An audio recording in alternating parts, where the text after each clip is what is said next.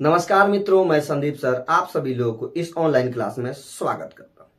आज पढ़ेंगे इंटरमीडिएट का इतिहास, पाठ 3। तीसरे पाठ का नाम है सामाजिक इतिहास, महाभारत के विशेष संदर्भ में। तो हमको पढ़ना है इतिहास, पढ़ना है महाभारत के विशेष संदर्भ में। उस समय महाभारत के समय के समाज के विषय में पढ़ना है।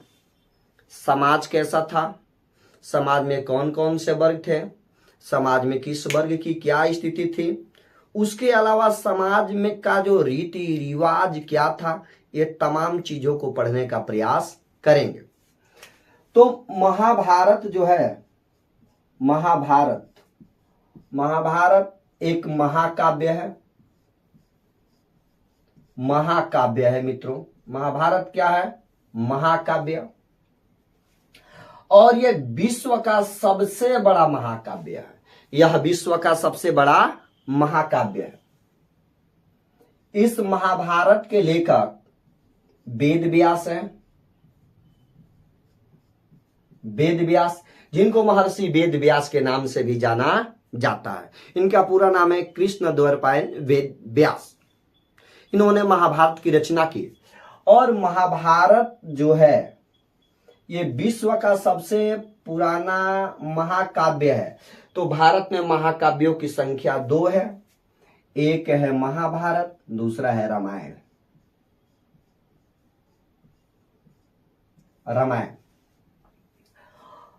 एक है महाभारत और दूसरा है रामायण। महाभारत में कुल 18 पर्व है। 18 पर्व है। पर्व बोले तो महाभारत को 18 भागों में बांटा गया है। इस महाभारत में 18 दिन युद्ध हुआ और प्रत्येक दिन श्री कृष्ण ने अर्जुन को रण क्षेत्र में उपदेश दिया था। वह 18 दिन का उपदेश एक एक पर्व बन गया, इसीलिए इसको 18 पर्व की संज्ञा दिया गया। इसकी रचना में 1000 वर्ष का समय लगा है। 1000 वर्ष लगा है। कब से कब तक इसकी रचना हुई? तो 500 ईस्वी पूर्व से 500 ईस्वी तक इसकी रचना काल माना जाता है। ये जो महाभारत है, इस महाभारत में एक और विशेष बात है। इस महाभारत में 8 प्रकार के विवाहों का वर्णन है। 8 प्रकार के विवाहों का वर्णन है। मित्रों, क्या पहली बार हम इससे पहले जानते थे कितने प्रकार का विवाह होता था? नहीं ना जानते थे। आज हम समझ गए कि विवाहों के 8 प्रकार थे, वो भी महाभारत काल में। इसके अलावा अन्य भी विवाह के प्रकार थे, उसको भी हम लोग पढ़ने का प्रयास करेंगे। लेकिन आपके मन में अगर ये प्रश्न उठ रहा होगा कि महाभारत विश्व का सबसे प्राचीनतम अगर महाकाव्य है तो विश्व का सबसे प्राचीनतम ग्रंथ कौन है? तो विश्व का सबसे प्राचीनतम ग्रंथ है, विश्व का सबसे प्राचीनतम ग्रंथ ऋग्वेद है। ऋग्वेद है मित्रों। अब महाभारत की स्थिति की बात करेंगे। जब महाभारत में शुरू में जब 8800 श्लोक थे, 8800 श्लोक थे, 8800 श्लोक थे, तो इसको जय संहिता कहते थे। जय संहिता। जब इसमें 24,000 श्लोक हुआ तो इसको भारत कहा जाने लगा। और जब इसमें 1 लाख से अधिक श्लोक हुआ तो इसको महाभारत कहा गया। क्या कहा गया मित्रों? महाभारत। इस महाभारत का एक और नाम है जिसको कहते हैं सप्त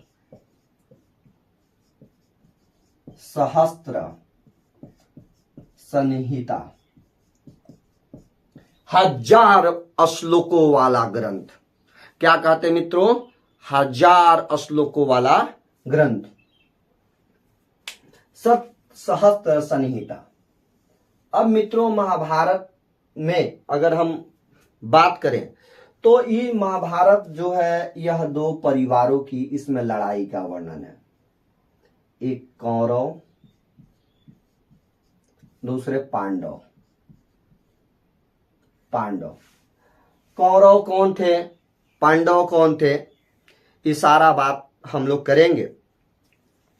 कौरव कौन थे, पांडव कौन थे, ये बात करेंगे। अब इसमें देखते हैं कि जो महाभारत की युद्ध की बात करें तो महाभारत का युद्ध 18 दिनों तक लड़ा गया था। यह युद्ध बड़ा ही ऐतिहासिक और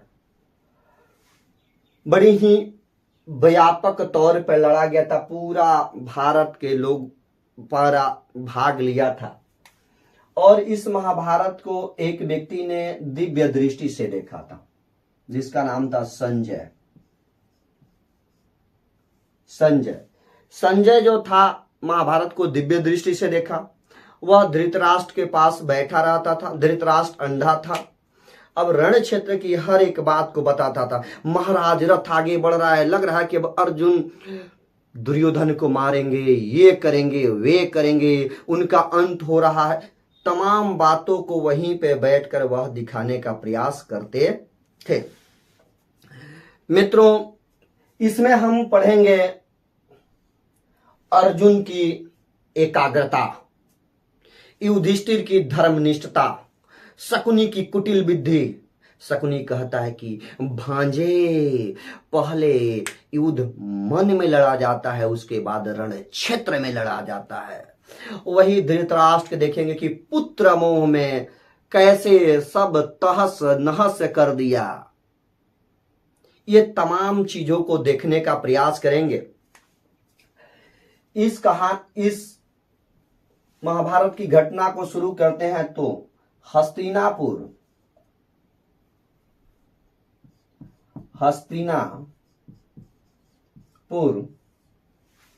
में एक वंश शासन करता था जिस वंश का नाम है कुरुवंश।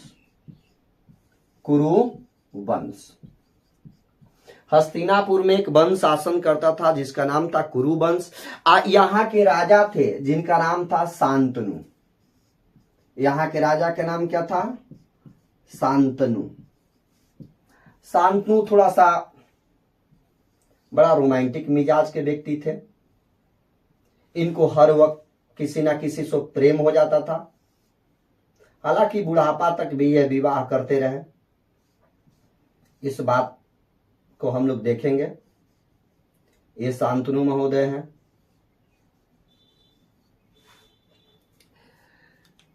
शांतनु के एक पुत्र थे जिनका नाम था देवव्रत। शांतनु के एक पुत्र थे जिनका नाम था देवव्रत।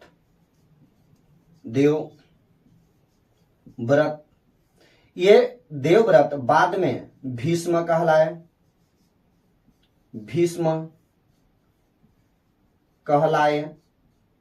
मित्रों भीष्म क्यों कहलाए आगे हम बात करेंगे। भीष्म बनने के पीछे क्या रीजन था? इन्होंने एक वचन लिया कि मैं आजीवन अविवाहित रहूंगा और ब्रह्मचर्य का पालन करूंगा, इसीलिए इनको भीष्म कहा गया। इतना ही बात नहीं, इसके आगे और बात है जो हम लोग बात करेंगे। मित्रों ये लिख लिए तो हम मिटा रहे हैं। और भीष्म को देवव्रत क्यों कहा गया इसको हम देखते हैं। और ये जो हस्तिनापुर के राजा जो थे हस्तिनापुर के जो राजा थे शांतनु, इनके पुत्र थे देवव्रत। एक दिन की बात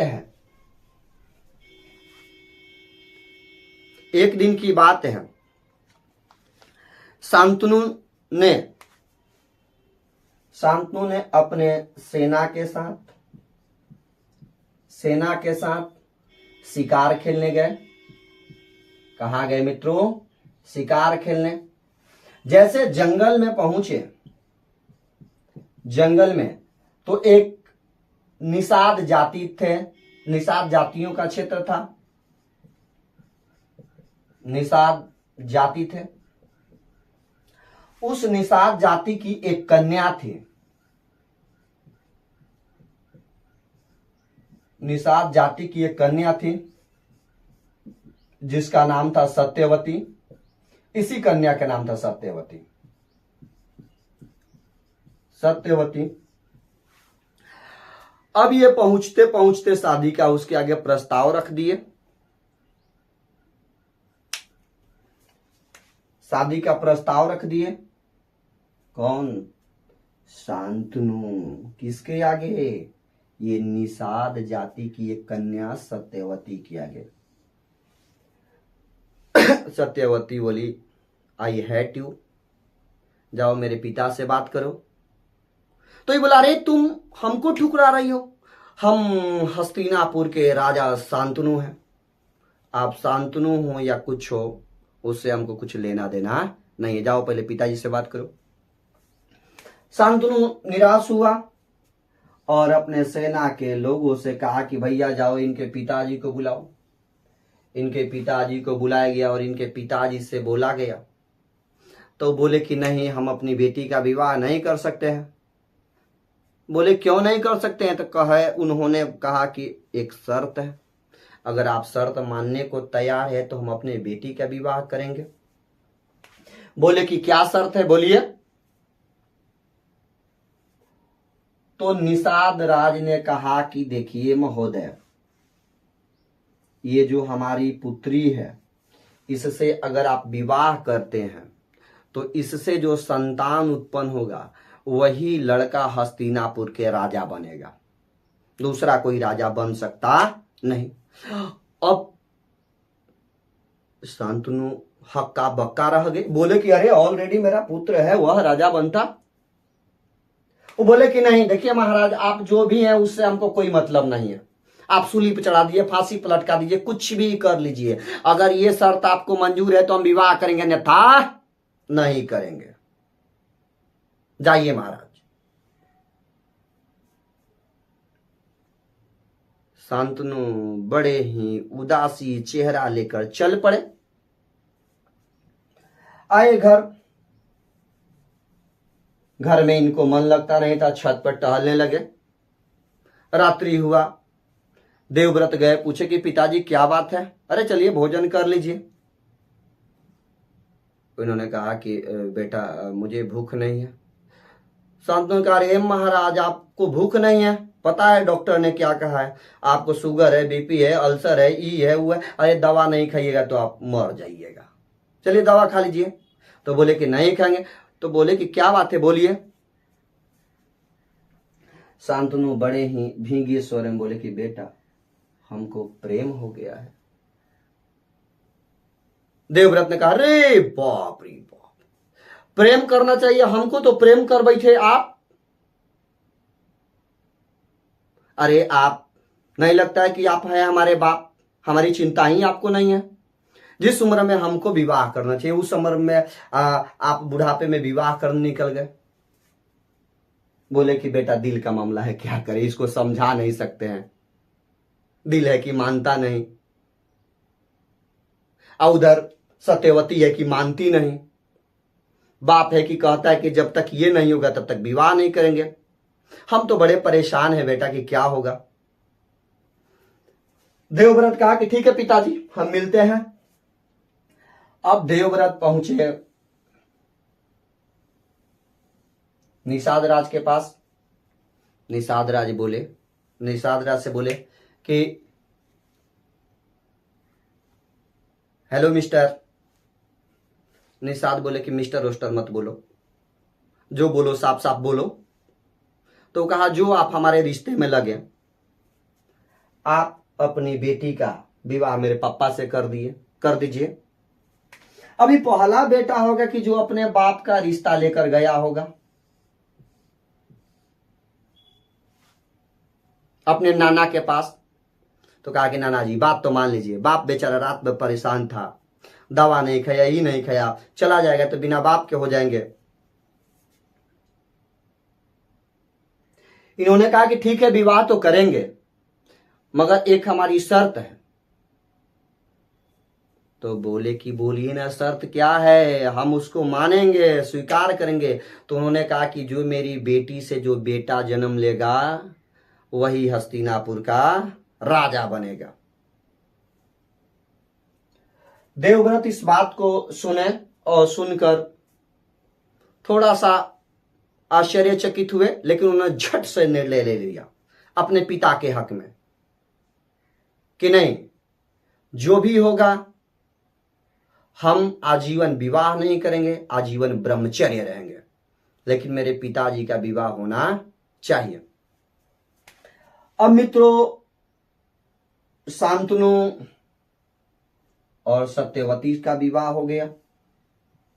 शांतनु और सत्यवती का विवाह हो गया, बड़े ही धूमधाम से विवाह हुआ। हालांकि मित्रों हमको उसमें जाने का अवसर नहीं मिला, लेकिन दोनों का विवाह हो गया। विवाह होने के बाद इन दोनों का एक संतान हुआ। इन दोनों का एक संतान हुआ जिसका नाम था विचित्रवीर्य। इन दोनों का एक संतान हुआ जिसका नाम था विचित्रवीर्य। इसका नाम है था विचित्रवीर्य। विचित्र प्राणी था, बेचारा ज्यादा दिनों तक जीवित नहीं रहा। इस विचित्रवीर्य का अब क्या हुआ, विवाह हो गया, और इस विचित्रवीर्य का 2 विवाह हुआ।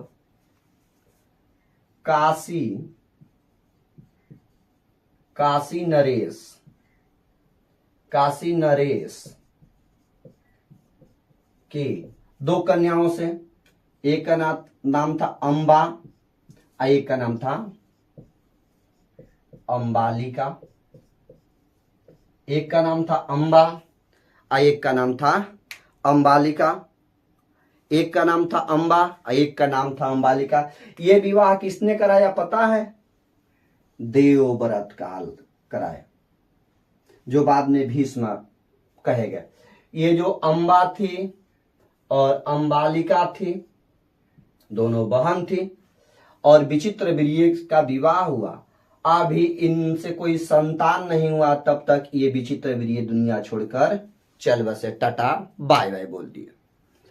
अब जब ये विचित्रवीर्य का देहांत हो गया, निधन हो गया, अब एक बहुत बड़ी समस्या उत्पन्न हो गई कि इस राज को कौन चलाएगा। हालांकि भीष्म पितामह ने तो प्रण ले लिया था कि मैं आजीवन ब्रह्मचारी रहूंगा। अब इसके लेकर जो सत्यवती थी,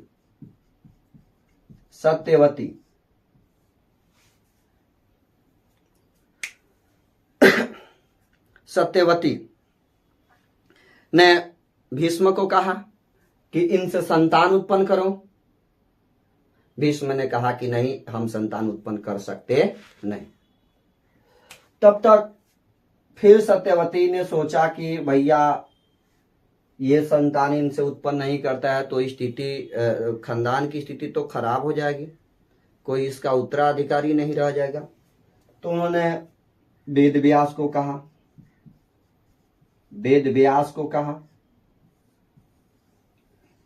वेद व्यास ने स्वीकार कर लिया, कहा कि हाँ हम संतान उत्पन्न करेंगे, लेकिन एक शर्त है, हम बैठे रहेंगे, ये लोग मेरे सामने नग्न अवस्था में गुजरेंगे और ये गर्भावस्था में चले जाएंगे। अब क्या हुआ कि महर्षि वेद व्यास बैठे थे। महर्षि वेद व्यास के आगे से अंबिका गुजरी। ये अंबिका है, अंबिका गुजरी। जैसे अंबिका गुजरी तो लाज शर्म के मारे आंख बंद कर ली। जब आंख बंद कर ली तो इनका पुत्र धृतराष्ट्र हुआ। उसके बाद अंबालिका जब व्यास को देखकर आंख बंद कर लिए लाज से। तो इनसे पांडु जन्म लिया जो पीलिया रोग से ग्रसित है, पीला पड़ गई तो पांडु जन्म लिए, पांडु जन्म लिए। तब तक वेद व्यास बैठे थे, तब तक एक उनके महल की दासी थी, वह इनके अगवा से स्नान करके गुजर रही थी। तब तक वेद व्यास ने इनको भी देख लिया। तो दासी का पुत्र विदुर था, दासी का पुत्र विदुर, विदुर हुआ, दासी का पुत्र विदुर हुआ। बार बार पूछा जाता है कि दासी का पुत्र कौन था? विदुर था। दासी का पुत्र कौन था? विदुर था। मित्रों, दासी का पुत्र कौन था? विदुर था। दासी का पुत्र कौन था? विदुर था। लेकिन अब यहां पर समस्या हो गया कि धृतराष्ट्र जेठ थे, लेकिन अंधा होने के कारण गद्दी पर नहीं बैठाया गया, पांडु को बैठाया गया। पांडु को। और जब पांडु गद्दी पर बैठे उसके बाद ये भी शिकार खेलने निकल गए। जब शिकार खेलने गए तो जंगल में एक ऋषि हिरण का वेश धारण करके महिला ऋषि हिरण के साथ सहवास में थे, सेक्सुअल मुद्रा में थे। तब तक इन्होंने मार दिया, वह गिर गए और उस ऋषि ने इनको श्राप दिया, हे पांडु, जिस दिन तुम अपने पत्नी के संपर्क में जाओगे, अर्थात सहवास में जाओगे, उसी दिन तुम मृत्यु को प्राप्त करोगे। अब पांडु परेशान हो गया कि बाप रे, इतनी छोटी सी गलती की वजह से इतना बड़ा श्राप। अब क्या हुआ कि पांडु अपने 2 पत्नियों के साथ घर छोड़ दिए। इनकी 2 पत्नियां थी, एक का नाम था कुंती, एक का नाम था कुंती या दूसरी का नाम था माद्री। माद्री दोनों चले गए, कुंती और माद्री दोनों सहित चले गए उन्होंने। और इधर धृतराष्ट्र का भी विवाह हो गया गंधार नरेश की कन्या गंधारी से। गंधारी जो है अपने पत्नी धर्म निभाने के लिए अपने आंखों पर पट्टी बांध ली, चूंकि उसका पति अंधा था धृतराष्ट्र। धृतराष्ट्र के 100 पुत्र हुए, 100 पुत्र जो कौरव कहलाए, कौरव कहलाए। धृतराष्ट्र के 100 पुत्र हुए। धृतराष्ट्र के कितने पुत्र हुए मित्रों? 100। अब ये मत पूछना कि 100 कैसे हो गए, ये इनका मामला है, उसमें हम कुछ नहीं जानते हैं, उसमें मेरा कोई दोस्त नहीं है। तो इनके 100 पुत्र हो गए। धृतराष्ट्र के कितने पुत्र हो गए मित्रों? 100। इसमें से 2 बड़ा सुपर स्टार था, सुपर स्टार के साथ साथ खांटी बेहुदा भी था। एक का नाम था दुर्योधन, दुर्योधन, और एक का नाम था दुःशासन, दुःशासन। दुर्योधन कहते हैं आज भी कोई अगर दुष्टतापूर्ण काम करता है तो उसको कहते हैं कि ये दुर्योधन है। दुष्टतापूर्ण काम करता है तो क्या कहते हैं? दुर्योधन है। और जहां कोई चीर हरण का काम करता है उसको कहते हैं दुःशासन है। उस समय का यह दुःशासन था, चीर हरण खूब किया करता था। अब इधर कुंती ने भी संतान उत्पन्न की इच्छा प्रकट की और देवताओं की आवाहन की, और देवताओं के आवाहन करने से इनको धर्म के आवाहन करने से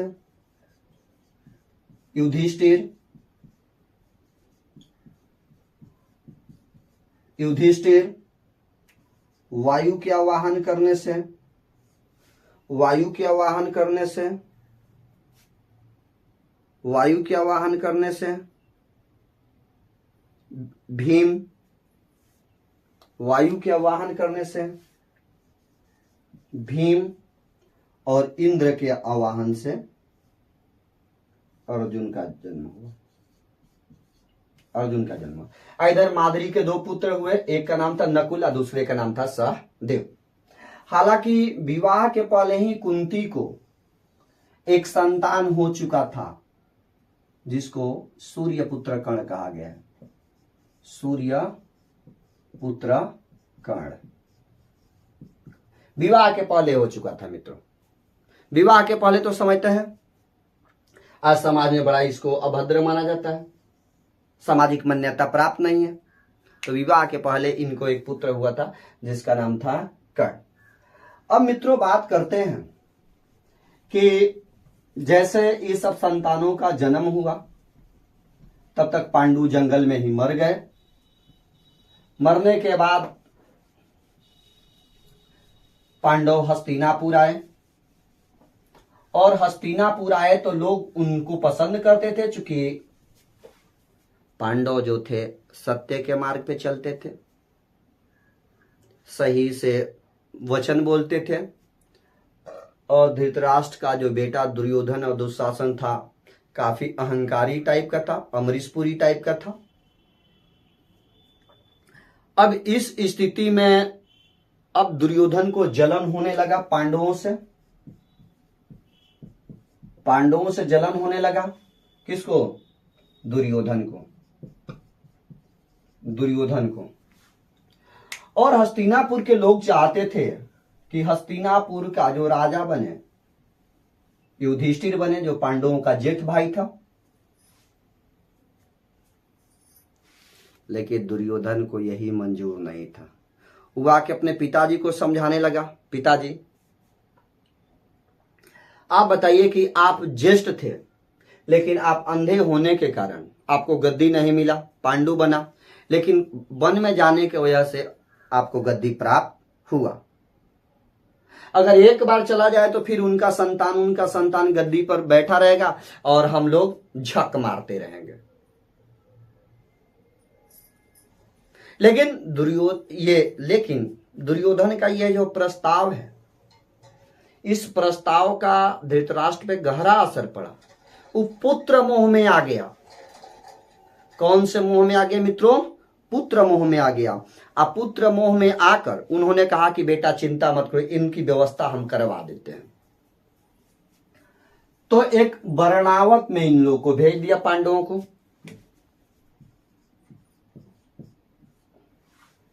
वर्णावत में भेज दिया पांडवों को। वर्णावत में पांडवों को भेज दिया। वहां पे एगो घर बनवा दिया, घर लक्षा गृह। ये घर बनवाया। यह घर जो था ये लकड़ी, सरकंडा, घी, तेल, माचिस आदि से बना था। इन सब का प्लानिंग था, खासकर दुर्योधन का, कि जैसे पांडव अगर इस लक्ष्य गृह में प्रवेश करेंगे, अब बाहर से रात्रि में हम लोग आग लगा देंगे। इसी में पांडव जल के हो जाएंगे स्वाहा। जल के हो जाएंगे स्वाहा। इस बात को जानकारी प्राप्त हो गई विदुर को। विदुर बड़े ही नेक मंत्री थे, उन्हीं के दरबार में थे। इन्होंने तुरंत पांडवों को सूचना दिया। पांडव बोले कि अरे कह दिया है तो प्रवेश तो करना ही पड़ेगा। हालांकि जैसे प्रवेश किए, लेकिन उसमें पहले प्लानिंग किया गया था कि उसमें से एगो सुरंग खोदा गया। सुरंग जानते हैं क्या होता है? जो मिट्टी के नीचे से खोद के एक स्थान से दूसरे स्थान रास्ता बना दिया जाता है। पहले के जो राजा होते थे उनका एगो घर यहाँ होता था, स्नानागार वहां होता था, दूसरा चीज वहां होता था। वो नीचे नीचे नीचे नीचे वहां तक पहुंच जाते थे, उसको सुरंग कहते थे।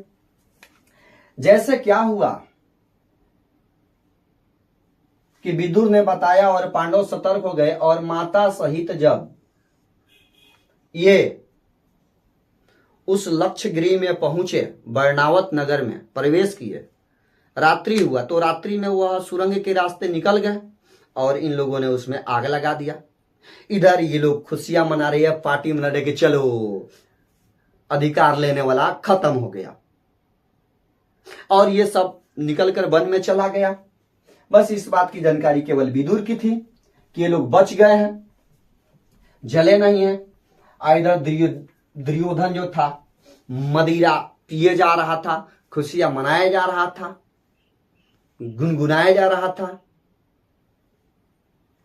तब क्या होता है, कुंती युधिष्ठिर भीम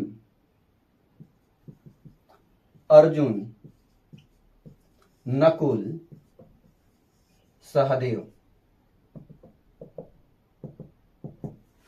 यह 6 लोग जंगल में रात्रि में विश्राम कर रहे थे। रात्रि में विश्राम कर रहे थे। उसी विश्राम के क्रम में जो ये भीम थे, भीम को इधर लाते हैं उठा के। भीम बेचारे विशालकाय आदमी है। भीम ने क्या किया कि बैठ के प्रतीक्षा किया। रात में कई प्रकार के जानवर आते हैं। उसी जंगल में एक राक्षस का घर था जिसका नाम था हिडिंब और उसकी बहन थी हिडिंबा। तो राक्षस का छी मानू यहाँ पे आसपास कहीं मनुष्य है। उसका गंध सुन के बहन से की कि जाओ भोजन लेकर आओ। वह जैसे आई हिडिंबा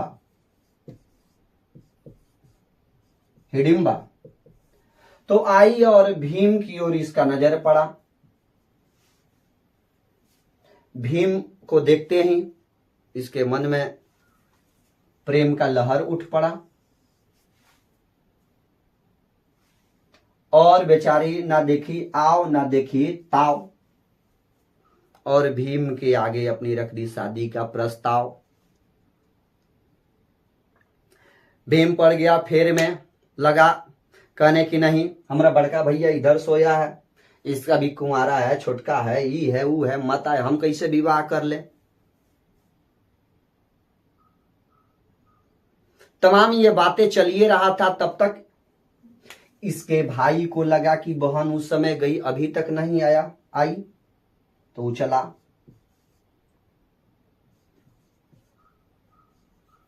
हिडिंब चला, वो देखा कि ये तो यहां पे प्रेम का प्रस्ताव रखे बैठी है और भी एक तरफा प्रेम। अब जो हिडिंबा ने भीम की रक्षा की और अपने भाई को मारने में सहायता हिडिंबा ने की। यह पहली बहन होगी जो अपने प्यार के लिए अपने भाई की कुर्बानी दी। यह महाभारत की घटना है मित्रों। अब हिडिंबा के इस सब बातों को सुनकर सभी लोग धीरे धीरे उठ गए। उठकर कुंती से कहा, सासू मां प्रणाम, जेठ भैया प्रणाम, हम इनसे विवाह करना चाहते हैं। ये विवाह करने के लिए तैयार नहीं है। फिर समझा बुझाकर कुंती ने कहा कि बेटा विवाह करो। भीम को लगा कि रात में दाब मत दे, गर्दन राक्षस सैले हैं, तो बोले कि नहीं, बस इनसे एक पुत्र की हम कामना करते हैं। ये चारों भाई और ये लोग निकल पड़े और ये जो भीम है हिडिंबा के साथ विवाह किए, गंधर्व विवाह। अब इस गंधर्व विवाह के विषय में हम अगले वीडियो में बताएंगे। गंधर्व विवाह हुआ और इन दोनों के विवाह से एक संतान उत्पन्न हुआ। उसके बाद भीम चल पड़े, बोले कि नमस्कार चलते हैं। तो इनका बेटा जिसका नाम था घटोत्कच,